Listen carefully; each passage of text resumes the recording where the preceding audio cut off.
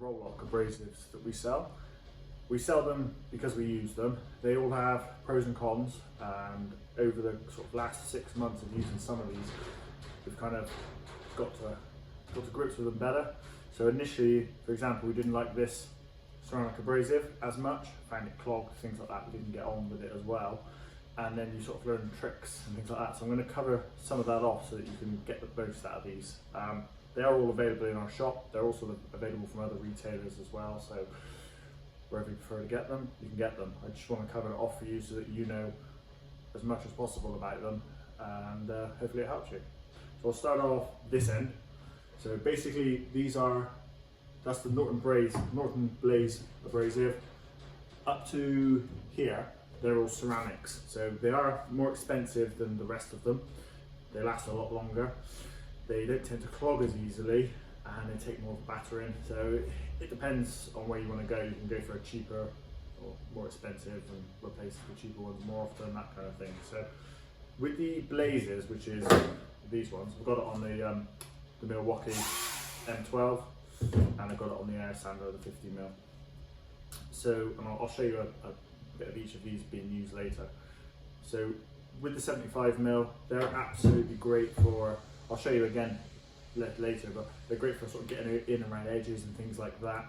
When you're going along an edge, they don't just disintegrate like the cheaper black sort of tire type wheel would. So you can even deburr with these. They're great for taking down cross members. So this cross member here had all of this paint on it, and that was taken down with one of these.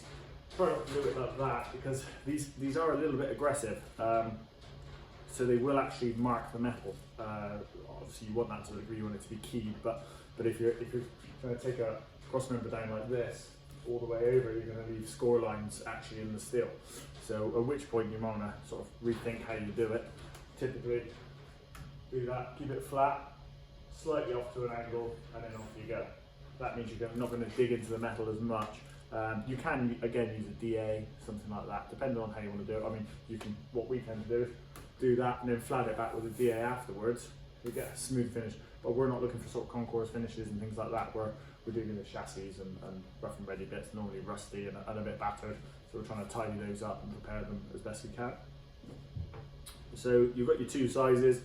We almost always go for the 75. You've got more product on there, it lasts longer, you can get into angles. And if you're using enough of them, you've always got a 75 that's worn down to a 50 anyway. If you're going to do a chassis and you're just doing one chassis, sort of getting the cheaper air sander and things, go for one of each. These are quite handy from the get-go. Probably don't want to go all around your chassis just to wear it down so you can get into certain areas. But then the larger one can also get to areas that this can't, so it sort of swings and roundabouts. Tend to use this on underseal and things like that. You struggle a little bit on the Milwaukee because of the rotation speed, but if you've got thick underseal, like sticky, gloopy, waxall, that sort of stuff, keep the rotation speed up. Don't push hard because that'll slow it down, and just let it do its work and just sort of feather it in. It will flick it everywhere, but it will actually get it off. It's one of the few abrasives, or Roloc abrasives, that are actually any good at that kind of thing. They do last a very long time, and yeah, besides that, you've got things like stone chip and things like that. Stone chip can be harder because as you abrade them, they tend to heat up and then melt and then become really hard and like gloopy all at the same time. Whereas a wet wax, like Waxall, Dentrol, tends to just be able to cut through that. Seam sealer, these things are brilliant on, really, really good. Again, prefer it on the air sander to a degree, got a bit more poke. So seam sealer as in the white under, so you get into the vehicles, the rubberized stuff. So can be quite hard to get off. If you want to do it fast this way, it's like a twist knot wheel on an angle grinder. Go around with that first, and then all the bits you couldn't get to, and then just the finer finishing, go with one of these afterwards. Onto the flat discs. Now we don't use these as much, but we kind of go through a phase where we might prefer the blaze, and then we might like the ceramic grinding disc, and then we go back to the back and forward, things like that. So we haven't used these as much, but I am finding them really good for sort of blending welds. So this will take a weld down really fast, I'll cover that in a minute, but these are much more gentle. So when you're obviously grinding in front of you, you can't see exactly what you're doing all the time. And if you're next to a thin panel, you don't want to just chew into that panel. So these are much more gentle, much nicer. They're more aggressive than the blaze, but not as aggressive as grinding wheel. They they do clog a bit. So if you're doing thicker stuff, they're not really that good for it. They don't get as hot as these two on the actual sort of surface of the abrasive, so they don't tend to melt the paints as much. But they are still really, really good, nice and gentle. They're a bit more resilient on edges than the Blaze Rapid Strip. So yeah, they're really, really good. I'd have them, but you probably won't use them quite as much as the other ones. Again, the different sizes for getting in. These obviously aren't as good for accessing certain angles because they're thicker than the grinding discs.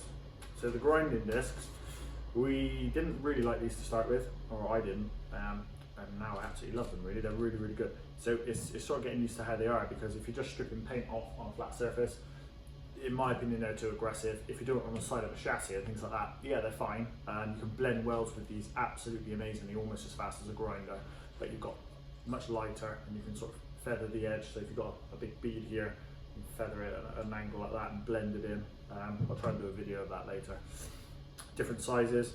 They're also great for sort of edges and things. So just as an example, say these two were welded together, you wouldn't be able to get into this seam here with either of the other two. So with this one, you can go straight into that seam. Not that you do it on that part, you take it apart, blah, blah, blah, which is what we're going to do in a bit. But basically, yeah, you can get into a lot of areas.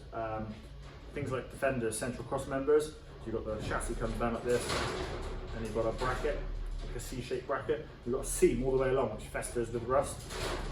Hold that, and just feather it along the edge.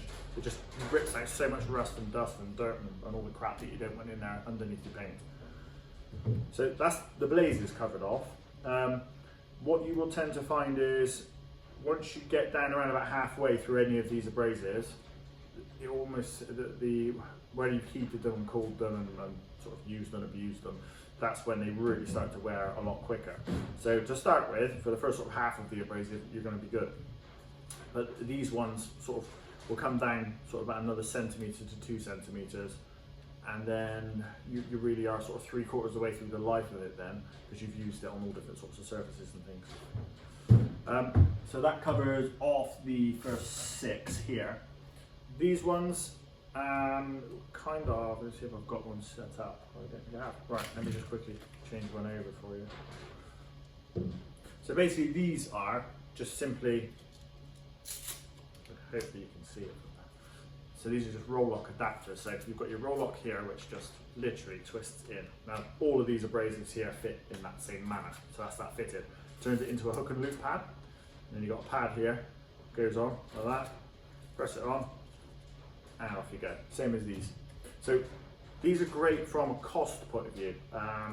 And if you've got sort of a slightly mucky chassis, yeah, your prep should always be perfect, blah, blah, blah. But we all know that doesn't always happen. So with these, you can get like a pack like that, which is 100 for about £5. So they're very disposable. They lose their edge really quickly, but at the same time, they will cut just as fast as these without damaging the metal quite as much. So if you've got somewhere that's a bit more difficult to prep, you may well want to use these. They're quite light and easy to access. The pads, it depends how aggressive you are. If you have them on the M12, which is slower rotation speed, they last a lot longer, but basically the glue from the actual hook and loop to the actual pad itself will dissolve if you put too much heat into them. If you're going at it, then you might find that you need an adapter pad per 100 pack. If you're a little bit more gentle, you might get sort of 300 discs out of that. A rough chassis, you could easily use 100 discs, but that's £5. I think it's a fraction less than a Blaze Rapid strip. So so you go with that. The thing is, when they clog up, which they do, you can't clear them. These ones will clear at a high rotation, or heat and clear, so to speak, as well. These won't. So moving on to the flat discs. So you've got the sort of little cheap Chinese flat discs. They do the job. They're just a cheaper version of these, about half the thickness. The abrasive doesn't last as long, but if you're only doing a couple little bits and bobs, you can save your money and use a cheaper one there. The little honeycomb discs here, now they're kind of like a more mild version of the Blaze Rapid Strip. Essentially, they're really good for refinishing steel without damaging it. So on here, if we wanted to sort of take a little bit longer, we could have used these. The drawback is they are softer, they're a lot cheaper, they don't last as long, and if you touch them on an edge, they almost disappear immediately. So you will use quite a few of these. In my opinion, they're not cheap enough to warrant the difference over the Blaze Rapid strips. I'd want these to sort of be maybe 20p or something, but they're not. Moving on again, you've got the cheaper sort of oxide-based abrasives. Loads and loads of people do these. They're okay. They're not very tough, so you can see they're really, really flexible. In fact, I've just cracked that by touching it.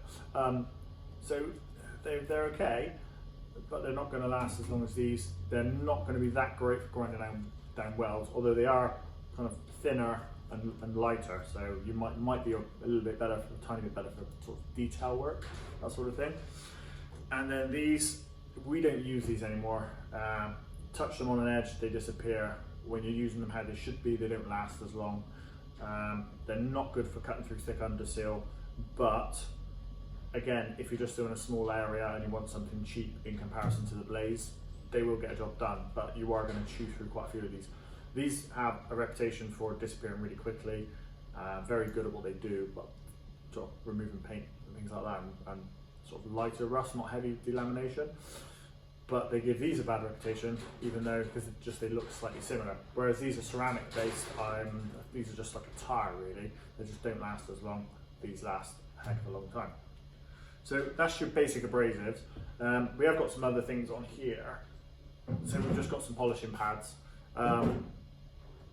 So you've got your hard, soft and medium compounds and things. Gotta say, don't know an awful lot about polishing, but figured it'd be useful to have them in stock for some things, especially if you're doing aerosols and things, you can cut back with them and get a nicer finish. With regards to the Blazes, they do some softer compounds which sort of compete with this sort of thing, but a higher grade.